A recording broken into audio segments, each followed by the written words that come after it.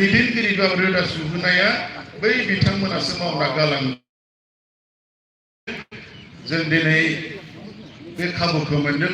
आरोबाव नैबे बियाबनिनो गोबां रुंसारिफोरखौ मख'नानै बेयाव दरखं बेखेवनाय, साइनासालि बेखेवनाय, जामुंसालि बेखेवनाय बिथांमोननि मुंखौ मख'दों।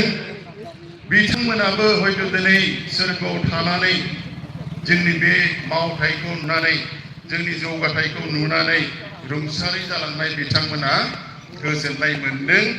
आरो बेखौ जों आरोबाव बिथांमोननिखौ गोजोन होनो हानाय लोगोसेनो जों दिनै बेयावहा फैनो हानाय साफ्रोमबो बाथौआरि बाथौसा नोंथांमोना बेयाव बिबानगिरियानो जाथों, आसारि गोथारियानो जाथों, सोर माइ लेभेलनि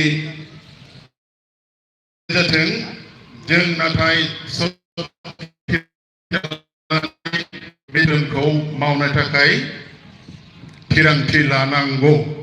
मोनसे बाथ्रा मख'नांगोन, जों दिनै गोबां दावराव दावसिनि गेजेराव दङ आरो नोंथांमोना गासैबो बेखौ मिथिगौ, जोंनि आसामनि बा बिटिआरनि जिथु डेमोग्राफि, जोंनि सुबुं अनजिमा, बेयावहा एक्जेक्टलि आं मिथियाब्लाबो नियार एबाउट 35 लाख सुबुं अनजिमा दङ होननानै बुंदों। दा बिनि गेजेराव नाथाय जों एप्रक्सिमेटलि 33% जों बर' गुबैया।